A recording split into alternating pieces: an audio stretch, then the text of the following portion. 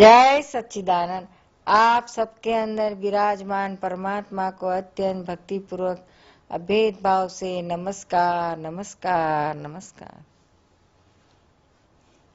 आज हम आपके साथ पति पत्नी के दिव्य व्यवहार के बारे में कुछ बातें करेंगे। उसमें भी मतभेद जो पति पत्नी के बीच में होता है और उसकी वजह से एक दूसरे के प्रेम में बहुत बड़ी ओट आ जाती है। पति बहुत ही उमंग के साथ कोड के साथ अपनी शादी करके पत्नी को ले आता है। पत्नी भी बहुत ही सपने देख देख के आती है, ससुराल में जाके पति को मैं यूं सुख दूंगी, मैं घर को अपना बना लूंगी, ऐसा सजाऊंगी, ऐसा करूंगी। लेकिन थोड़े दिन अच्छा चलता है, फिर हौले हौले तो एक दूसरे के मतभेद शुरू हो जाते हैं। वो मतभेद देखना शुरू होते हैं। इससे क्या नतीजा क्या होता है कि प्यार चला जाता है।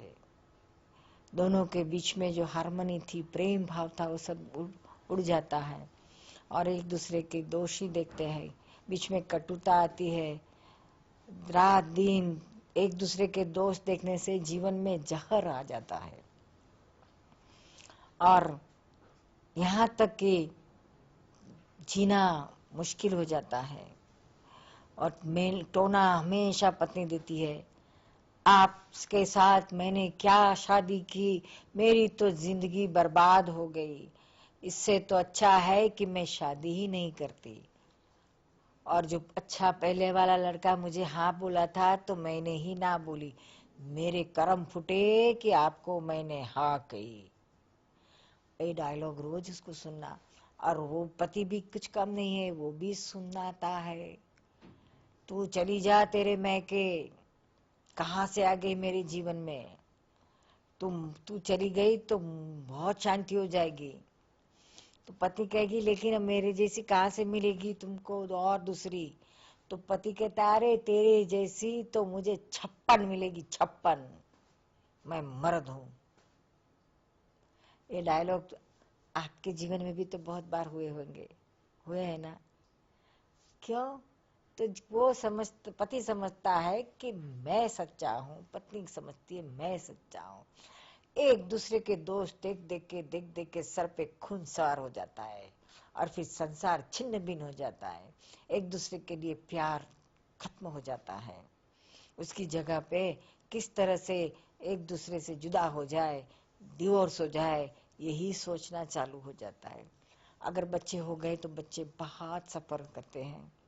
रोज माता पिता का ये मतभेद देख के उनका दिल टूट जाता है। बच्चों को भी सहना बहुत दुष्कर हो जाता है। पति पत्नी का तो दिल टूट जाता ही है, इतना ही नहीं उनका जीना भी दुष्कर हो जाता है। और एक दूसरे को आक्षेप देते हैं, इल्जाम देते हैं, तू मेरा ध्यान नहीं रखती, तुझे तो दूसरे में बहुत ध्यान रहता है, कोई तेरा चैता आ गया लगता है। तो ये भी सुनाती है, अब आपको मैं अच्छी नहीं लगती, अब तो तुम्हारे ऑफिस वाली वो नटखट क्लार्क लड़की नहीं आई है, वही आपको अच्छी लगती है। ऐसा सब चलता है और दोनों में से कोई सुख नहीं पाता है। ये मतभेद का अंत कहाँ आएगा? बहुत बढ़ गया तो फिर डिवोर्स में अंत आता है। अगर आप बुद्धिमान हो, सियाने हो, तो यहाँ तक नौबत नहीं आने देनी चाहिए। फौरन ही कुछ उपाय करो। भेद कॉरपोरेशन में भेद गिरना नहीं चाहिए। जब हम दो एक हैं के नारे लगाते थे, अभी अब मेरी तेरी क्या हो गई। शादी हुई तो तेरे बगैर मैं नहीं जी सकता हूँ, वो कहती आप नहीं होगे तो मैं मर जाऊंगी। और दोनों अभी कहते हैं कि तू चली जाओ, और वो कहते हैं कि आप चले जाओ। और ये मेरी तेरी करके एक दूसरे पे जो आक्षेप करते हैं ना, उससे फिर हल्दी घाटी की शुरू हो जाती है लड़ाई। और आपको तो पता ही है, ये हल्दी घाटी की पति पत्नी की जो लड़ाई होती है उसमें कौन जीतता है। जरा जवानी हो तो पति जीत जाता है, और बुढ़ापा आता है तो पत्नी जीत जाती है। क्योंकि आज तक तो पति घर में सबसे ज्यादा वर्चस्व वाला रहता है, और जब बुढ़ापा आता है तब पत्नी का जोर बढ़ जाता है, और उसके सपोर्ट में उसके बच्चे भी आ जाते हैं, और ये अकेला पड़ जाता है, और ये उसका स्ट्रॉन्ग पक्ष हो जाता है। इस तरह से सफर करना पड़ता है। तो जवानी में हमेशा हाँ सब पतिदेवों को ख्याल में रखना चाहिए कि जितनी भी दादागिरी आप अपनी पत्नी पे करोगे, उतना ही return with so many times आपको रीपे करना पड़ेगा, क्योंकि ये अंदर दिमाग में सब अंकित हो जाता है। यहाँ तक कि पत्नी सुनाती है, आप ये जो कुछ मुझे सुनाते हो और मेरे कलेजे में पत्थर की लकीर के जैसा लिख गया है, मैं जिंदगी भर नहीं भूलूंगी, मरते दम तक नहीं भूलूंगी। आपने मुझे ऐसा ऐसा सुनाया है, मेरे मायके की बातें निकाली है, मेरे बाप ने क्या दहेज में दिया सुनाते हो, मैं भूल नहीं पाऊंगी। ये हमने ही तो शुरू किया, ऐसा यहाँ तक नौबत नहीं आनी चाहिए। ऐसा मत बोलो कि पत्नी ऐसा हमें सुनाए, सारी जिंदगी भर आपकी बात याद रखे और उसका परिणाम आपको ही भुगतने को होगा। जब बुढ़ापा आएगा तो ये सब एक एक बात वो गिन गिन के आपसे वसूल करेगी, बच्चों को साथ लेकर। क्योंकि स्त्रियां होशियार होती हैं, उनको एक बहुत अच्छा आता है किस तरह से बच्चों को अपने पक्ष में लेने का। जब बच्चे छोटे छोटे होते हैं ना, तब से माँ की उंगली पकड़ के चलते हैं, बाप की नहीं। तो माँ को भी आता है किस तरह से अपनी उंगली ही पकड़ा के रखना।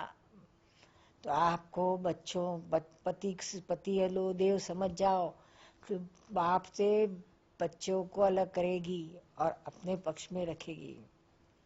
सब उल्टा सुल्टा उनके कान में डाल डाल के बच्चों को अपने पक्ष में करेगी।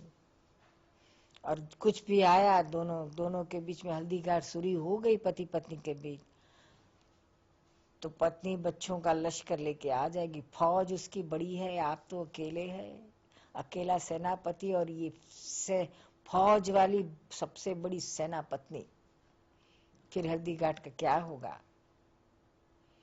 इसलिए आप समझ जाइए कि जितना प्रेम से संसार आप चलाओगे, उतना ही मरते तक आपको शांति मिलेगी।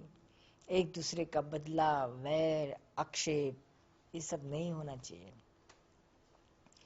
तो यही रास्ता है जीवन में शांति, परिवार में भी शांति। नहीं तो भेद कराओगे तो ये वाणी से बहुत बड़ा भेद हो जाता है। मेरी तेरी करने से ये भेद गिर जाता है। एक दूसरे से मेल बढ़ाना चाहिए, एक दूसरे को अपना होना चाहिए, अपनापन होना चाहिए। हमारे है, हमारा घर है, हमारे बच्चे हैं, हम एक दूसरे के लिए है।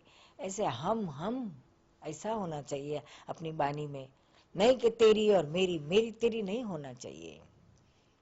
हम दो एक है, हम दो एक है तो हमारे दो भी एक होंगे।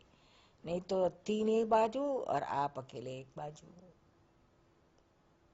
तो ये समझदारी से निभाना चाहिए। और आप पतिदेव, आप ज्यादा समझदार है, आप ज्यादा पढ़े लिखे हुए, आप होशियार है, आप उम्र में भी बड़े हैं घर में, तो आपने ही ज्यादा समझ के ये सब निपटाना पड़ेगा।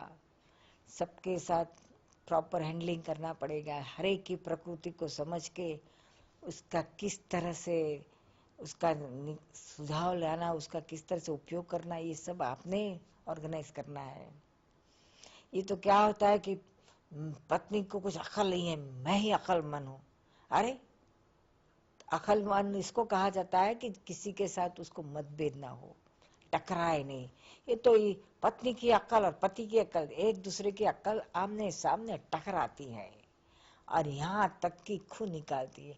ये बड़े आए अक्कल के बारदान बेचने जाए तो 4 आने भी कोई नहीं देंगे, और खुद को मानते कि मैं बहुत बड़ा अक्लमंद हूँ।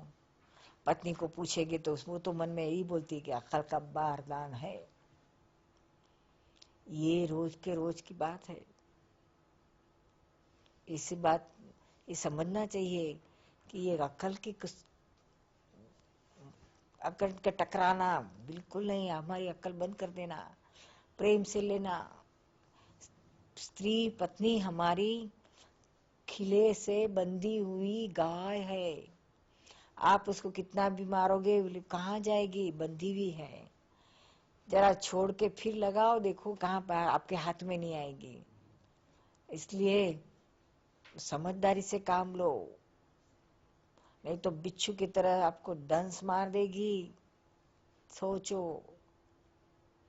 पत्नी को इतना यहाँ तक न छेड़ो कि उस बिच्छू की जैसे आपको डंस मारे, छोड़े नहीं आपको, यहाँ तक ना करो।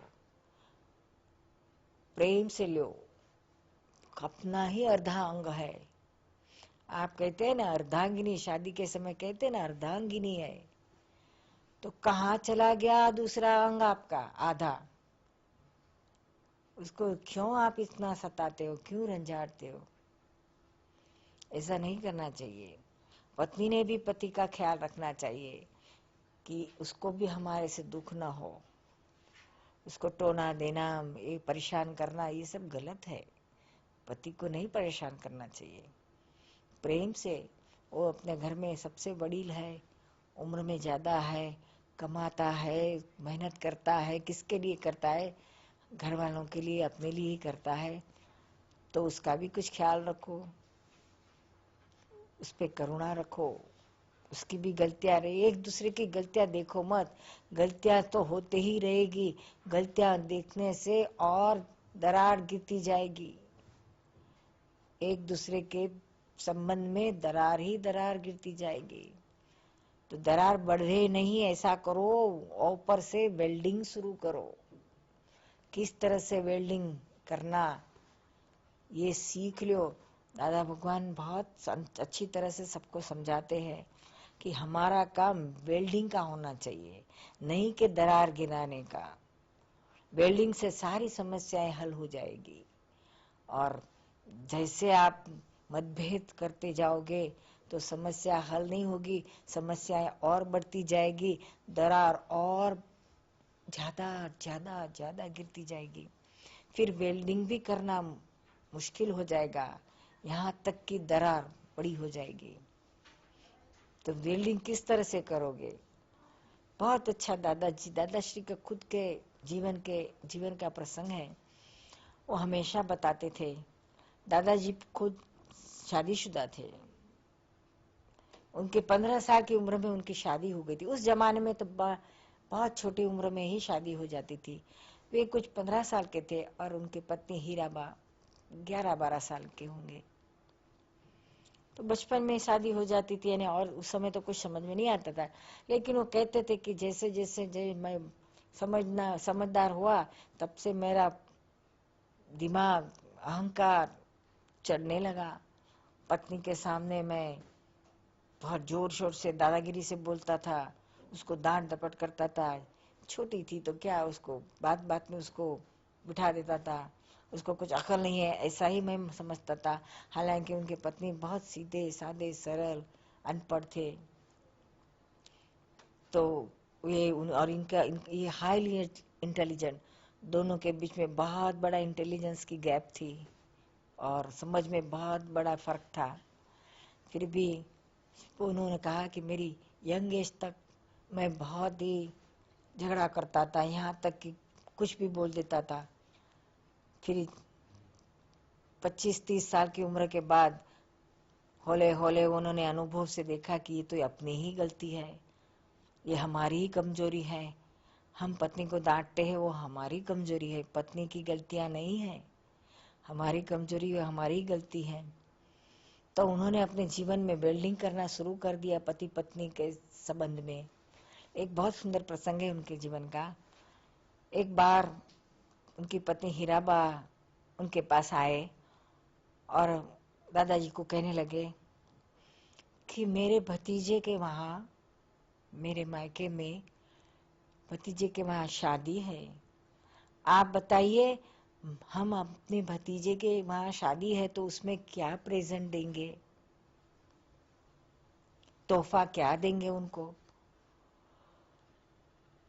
तो दादाजी ने इतना कुछ सीरियस नहीं लिया। उन्होंने कहा ठीक है, आपके अपने घर में कुछ कर चांदी के बर्तन पड़े हैं ना, पुराने हैं, उसको जरा पालिश विलिश करा के दे दो, अभी नए लाने की क्या जरूरत है।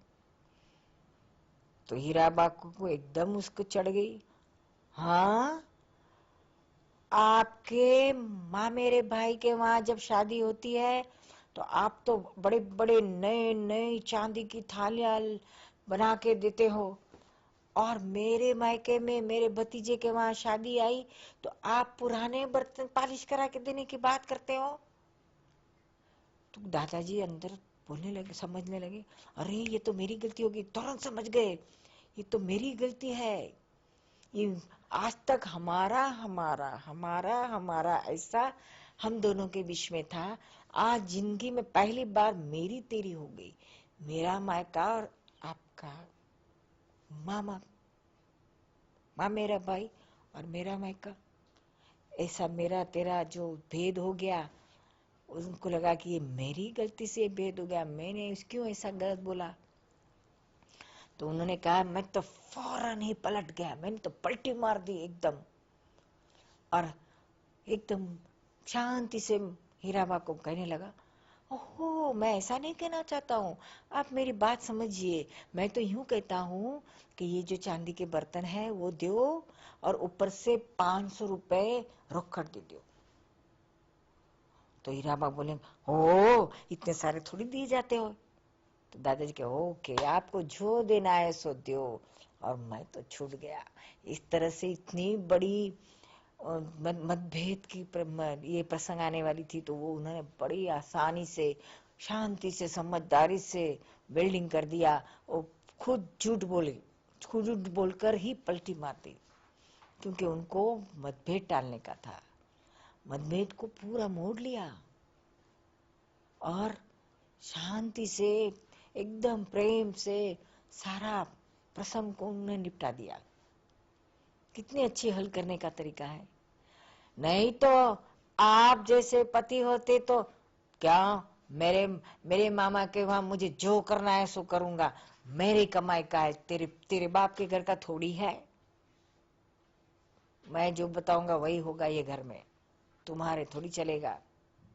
लियो, इस तरह से और दरार गिरा देते हैं।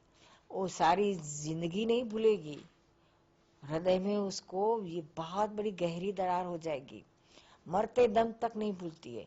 और जब बुढ़ापा आएगा ना, तब वो सुना भी देगी, उस दिन आपने कहा था ना मेरे मैके के बारे में, तो आज अब भी मेरे मैके का ही पल्ला पकड़ना पड़ा आपको।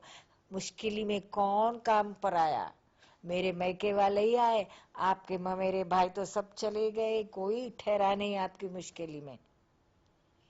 ऐसा सुनाएगी ना, अरे रोज सुनाती है, क्या कर देंगे, क्योंकि जवान युवानी में हमने ये सब किया, अभी बुढ़ापे में आपको return with thanks so many times, 100 times देगी। तो इस तरह से दादाजी के जीवन के कुछ प्रसंग में से हम बहुत सारे बोध ले सकते हैं कि पति पत्नी के बीच, उन्होंने कहा कि मेरी लाइफ में कभी डिफरेंसेस हुए नहीं थे, 1-2 बार ही मतभेद हुए थे। सारी 30 साल के बाद उनकी 50 साल की लग्न जीवन में उम्र में उन्होंने कभी भी मतभेद नहीं होने दिए। पहले 2 बार हो गए, उसका उन्होंने निपटा दिया, इस तरह से हल किया उन्होंने। पलटी मार ली, मोड़ लिया अपनी बात को। और एक बार ऐसा प्रसंग हुआ था उनके जीवन में, दादाजी किराए के मकान में रहते थे, फिर बहुत सालों तक 45 साल तक वो किराए के मकान में रहते थे बड़ौदे में। फिर उनका पोते खुद तो कॉन्ट्रैक्टर थे, उनका खुद का बिल्डिंग बनना बहुत बड़ा हो गया, उसमें उनका एक फ्लैट था, खुद के लिए रखा था। तो जब तैयार हो गया फ्लैट, तो दादाजी ने हीराबा को कहा कि अभी ये किराए का मकान हमको खाली करना चाहिए, क्योंकि ये तो कानून है, खुद का मकान हो तो किराए के मकान को खाली करना चाहिए। दादाजी बहुत अनिशुद्ध व्यवहार था उनका। तो हीराबा कहने लगी, अभी ये 75 साल की उम्र में आप मुझे कहोगी कि इतने 50 साल से जिस घर में मैं रहती हूँ ये घर छोड़ दूँ और आज के छोटे छोटे से खुलिया जैसे मकान में मैं कहाँ रहने जाऊंगी। अब मेरा मन वहां नहीं सेट होगा, मैं तो यहाँ ही रहूंगी और यहाँ ही मरूंगी। अभी कितना जीने वाले 7-2 साल के लिए अभी मैं इतना बड़ा चेंज नहीं सह सकूंगी, मुझे नहीं जाना है। तो एक बार तो दादाजी को हो गया कि ऐसा क्यों करते हो, ऐसा हो सकता है? तो कहने लगी नहीं मैं तो नहीं जाऊंगी। फिर दूसरे दिन दादाजी ने सोच लिया कि नहीं अभी इनको डिस्टर्ब मत करो। मकान मालिक को उन्होंने समझाया, ज्यादा किराया लो, जो लेना लो, हीराबाद 1-2 साल जिएंगे, इतने 100 साल के लिए मैं क्यों उनको दुखी करूं। तो मकान मालिक मान गए और उनके साथ सेटलमेंट हो गया कि जब तक हीराबा रहेंगे जिएंगे तब तक यहीं रहेंगे, उनको डिस्टर्ब मत करो। और दादाजी ने सब व्यवस्था करा दी कि अच्छी तरह से उनको खाना बनाने वाली, सब संभालने वाली, काम करने वाली, सब कुछ उनको आराम से सब कुछ उनको बैठे बैठे मिल जाए। तो बा कहे कि मैं तो ब्राह्मण के हाथ का ही खाऊंगी और किसी नात जात वाले के हाथ का नहीं खाऊंगी, कि बहुत पुराने ख्यालात के थे। दोनों के विचार में बिल्कुल भिन्नता थी, लेकिन दादाजी हमेशा एडजस्टमेंट लेते थे। उन्होंने सोचा कि इनका मन में जो है वैसा करने दो, छोटी छोटी सी बात में मैं क्यों जीत करूं। अभी उनकी ये उम्र में, ये दिनों में उनको कभी दुख होना ऐसा मेरे से नहीं हो सकेगा। तो उन्होंने उनको खुशी खुशी से जो कहा उन्होंने सब एक्सेप्ट कर लिया और हीराबा अपने जीवन में शांति से रहे। सो पति की भी फर्ज तो है कि पत्नी के जीवन में सुख शांति कर सकते, और यही जीवन का मकसद है। शादी क्यों करते हैं? एक दूसरे को सुख देने के लिए ही तो शादी करते हैं। लेकिन आजकल क्या होता है, एक दूसरे को सुख देने की बात नहीं रही है, एक दूसरे के पास से सुख लेने की ही बात है। हमेशा पत्नी हमेशा कंप्लेन करती है, आपने मुझे क्या सुख दिया, मैं शादी करके आई, मेरे मैके में तो क्या क्या जहाज जला ली थी, कितने अच्छे लोग थे, आपके घर आने के बाद तो मुझे तो पैसे के लिए दर दर भटकना पड़ता है, कितना दुख है, कोई अच्छी तरह से बोलना नहीं, बोलने का तरीका भी आपके घर में किसी को नहीं आता है, ऐसा हमेशा सुनाती है। और पति भी हमेशा सुनाती, तेरे जैसी अनपढ़ को लाके मैं तो दुखी दुखी हो गया, मेरे तेरे से इतनी अच्छी अच्छी मिलती थी, लेकिन मेरे कहाँ कर्म फुटे कि तुझे ले आया। अभी लो, वो पति सोचता है कि पत्नी मुझे सुख दे, पत्नी सोचती है कि पति मुझे सुख दे। अगर आप दूसरे के पास से सुख लेने जाओगे तो कभी सुख नहीं मिलेगा। सुख कब मिलता है? जब आप दूसरे को सुख दोगे तो आपको ऑटोमेटिक मुफ्त में ही सुख मिल जाएगा। ये सुख प्राप्त करने का यूनिवर्सल प्रिंसिपल है, सिद्धांत है विश्व का। ये सिद्धांत अगर आप समझ जाओ तो कभी किसी के पास से सुख की अपेक्षा मत करो। मुझे किसी के पास से कुछ नहीं चाहिए, जो भी कुछ मेरे पास है मैं ही सबको क्यों ना बटाऊं। सुख देने के लिए मैं आया हूँ, लेने के लिए नहीं। सुख तो मेरे पास भरपट है, पेट भर के मैं सबको सुख बांटू। और आप दूसरों को सुख दोगे तो जरूर आपके जीवन में सुख सुख सुख ही रहेगा। जय सच्चिदानंद।